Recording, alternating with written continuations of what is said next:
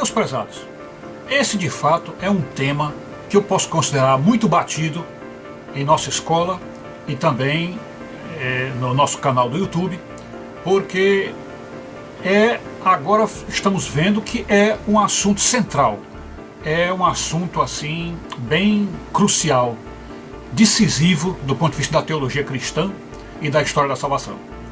E aqui vamos lembrar aos amigos: todo o cristianismo e a teologia cristã tem como ponto de partida a queda do homem, aquele evento trágico que ocorreu lá no Jardim do Éden, quando o primeiro casal, desobedecendo a Deus, resolveu iniciar um caminho de isolacionismo, de autoritarismo, de autonomia, desprezando Deus e deixando Deus de fora dos seus planos. Então ali iniciava essa longa carreira do egoísmo humano e das desgraças que nós já conhecemos bastante. Mas o que queremos pontuar, que é de fato o assunto que nós temos estudado e nos devotado nesse assunto, é o seguinte: a verdade é que com a queda chamada a trágica queda espiritual da humanidade, com aquela queda não houve apenas, ou seja, os efeitos dessa queda não foram apenas as consequências, digamos assim, espirituais daquele ato. E que seria o quê? Seria no momento em que a pessoa desobedece a Deus e se torna maligna, ela passa a agir mal e, portanto, passa a partir dali a ser um pecador e a ter pensamentos e palavras, atos e omissões com uma infraestrutura do pecado. Isto é, passou a pecar nesses 4 modos a partir daquele ponto. Então isso aí é aquilo que é, vamos dizer, o geral, é o mais visível, o mais estudado e o mais claro dentro da teologia cristã. Porém, o que temos que nos lembrar agora, e é o ponto que queremos deixar claro, é de que houve duas consequências da queda do homem, ou seja, da rebeldia do homem, da desobediência. Houve duas consequências, uma interna e outra externa. Essa consequência de agir em pecado, essa consequência de passar a ter pensamentos e palavras, atos e omissões de maneira pecaminosa e prejudicar os outros e a si próprio, isso é a consequência interna, o efeito interno da desobediência. Isto é, a partir do momento que o homem desobedeceu, ele passou a ter pecado dentro de si, ele passou a ser maligno intimamente, e a partir de então seus atos se tornaram prejudiciais ao próximo, prejudiciais a si mesmo, e, enfim, malignos e cruéis. Isso aí é o que podemos chamar de as consequências internas da queda. E elas, vindo da parte de dentro, elas extrapolam do homem, e o mal que o homem tem dentro de si extrapola e sai para a sociedade. E é por isso que aquele grande escritor chamado Luiz Carlos Lisboa sempre dizia que quando nós quiséssemos procurar uma solução para os problemas sociais da humanidade, os problemas coletivos, não deveríamos culpar instituições como a política, o comunismo, a alta inflação, a junção em comunidades, as associações. Não, ele disse que nós não procurássemos isso, procurássemos ver dentro do coração dos indivíduos, que foi desse coração que aquelas instituições se tornaram malignas e os sistemas políticos malignos, enfim, foi a partir do coração do homem, como disse Jesus lá no Evangelho de Mateus e Jeremias, que disse aquele versículo muito especial, quando ele diz que nada no mundo é mais corrupto do que o coração humano. Portanto, é do coração que procedem todas essas coisas malignas. Então, aí estamos falando do efeito interior. Ele é interior no coração do homem e ele extrapola e vai fazer o mal lá fora. Mas o que seria a consequência exterior da queda? O que ocorreu de efeito negativo da queda em relação ao exterior? Ou seja, aquilo que não teve direta participação do homem. O problema agora é que precisamos nos lembrar que quando Deus criou o homem, ele criou o homem não apenas com o pleno controle de si e das coisas que ele fazia, mas também com o pleno controle da natureza. O controle da natureza. Portanto, o paraíso de Adão e Eva não era só um paraíso no sentido de ter muitas frutas, um jardim bonito, muitas cachoeiras e perfume de rosas, nada disso. Ele também era ele também era um paraíso maravilhoso. Por quê? Porque não havia terremotos, não havia tsunamis, não havia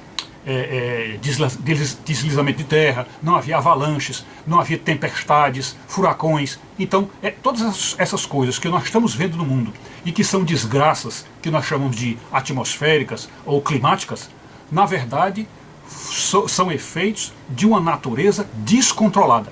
Porque quando o homem caiu, Adão e Eva caíram, houve como que uma cessação, um corte nessa possibilidade da mente controlar a natureza, porque quando Adão e Eva foram feitos, Deus os fez com poderes para controlar não apenas dentro de si todas as coisas, como controlar também externamente. Então, Adão e Eva podiam controlar a natureza inteira, impedindo terremotos, impedindo furacões, impedindo tempestades, mas não só isso, a natureza inteira os obedecia e se comportava, entre aspas, de modo correto, de modo calmo. Portanto, os mares sempre tinham calmaria, não havia tempestades, não havia furacões. Isso não apenas porque eles podiam controlar, como porque a natureza em si, ela se comportava bem, como que em respeito à atitude de coerência e de obediência de Deus, dos homens, do casal a Deus.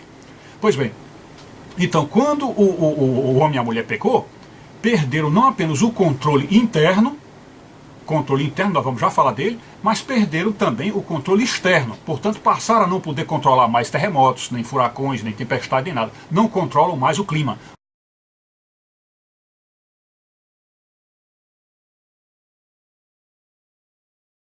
Então, portanto, toda a natureza, nós estamos falando apenas de clima aqui, mas a natureza inteira passou a se voltar contra o homem.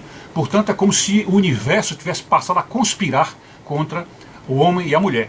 Então passamos inclusive a ficar sujeitos à queda de meteoritos, queda de asteroides, que antigamente, antes do homem pecar, o pensamento de Adão e Eva podiam tranquilamente evitar que as pedras caíssem aqui. Enfim, havia uma proteção até mental de todo o planeta e, portanto, o planeta estava em paz e seguro, né? Pois bem, então nós perdemos com a queda esse controle geral da natureza. E pior, perdemos o controle dentro de nós. E eu não sei dizer se pior, mas é uma coisa triste, terrível a gente ter perdido o controle dentro de nós, porque agora, como diz lá o livro de Gênesis, a mulher passou a ter dor no parto, passou a haver um conflito dentro do homem entre o amor e o desejo sexual, passou a haver conflito entre aquilo que nós queremos e aquilo que de fato é melhor para nós.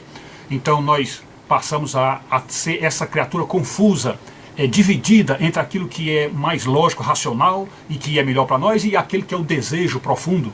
Isso aí a gente vê, por exemplo, uma pessoa, vamos dizer, uma pessoa obesa, que ela sabe que não pode comer determinados tipos de comida porque está engordando muito.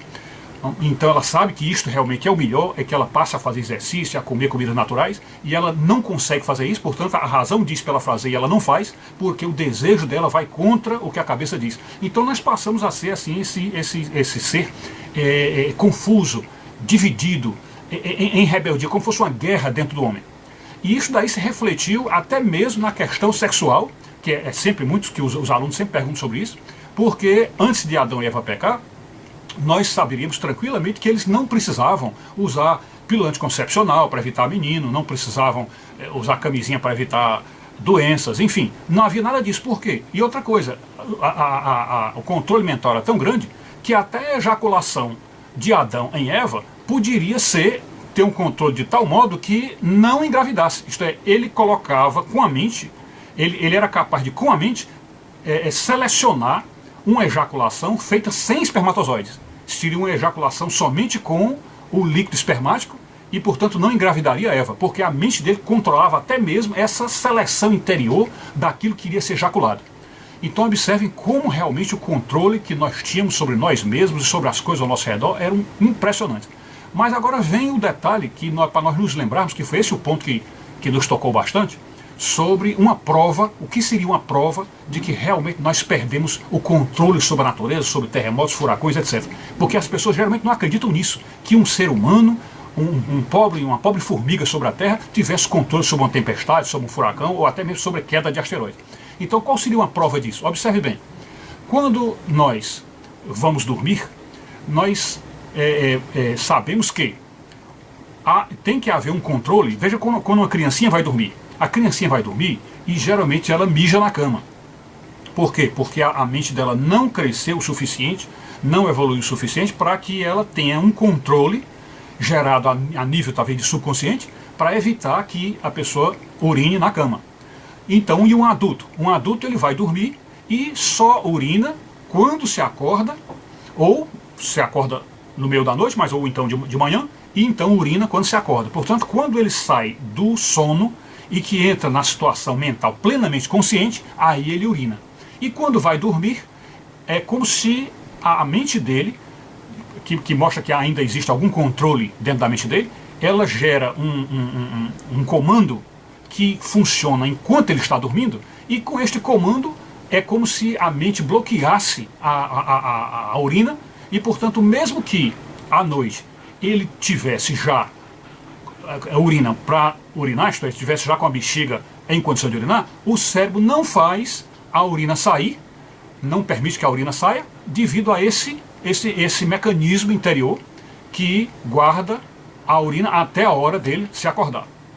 Então isso é uma prova o quê? Se nós controlamos a urina conscientemente, e só urinamos de fato quando nós vamos ao banheiro, ou quando nós arriamos as calças, enfim, quando nós nos preparamos para ir ao banheiro, então isso aí é a prova de que nós conscientemente controlamos a natureza. Isto é, conscientemente a gente evita urinar nas calças, urinar em sociedade, porque nós na nossa consciência nós temos pleno controle sobre esse ato da nossa fisiologia. E quando dormimos, ou seja, que apagamos, que aqui com o sono fica apagado o consciente, nós mesmo assim não urinamos na cama. Então isso mostra o quê?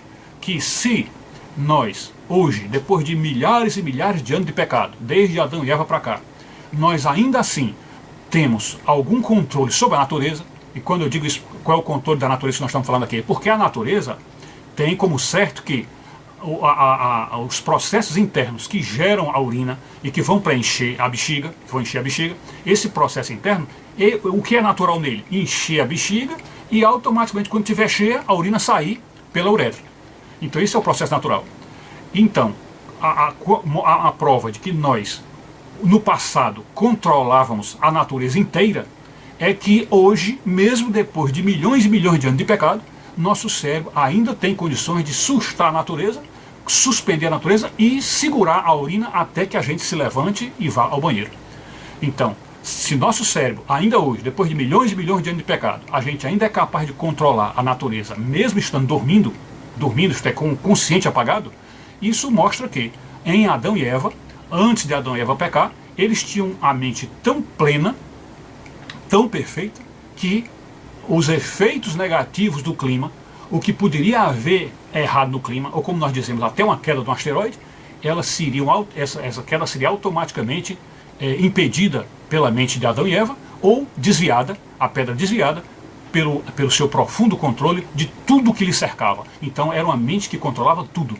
Então, sabendo dessas coisas, e agora conhecendo que realmente foi isso, essa foi a grande perda da humanidade, foi essa perda de controle, que portanto isso se chama um estado de perdição da humanidade. Nós estamos perdidos porque nem controlamos mais a nós mesmos, nem controlamos mais o que está fora de nós.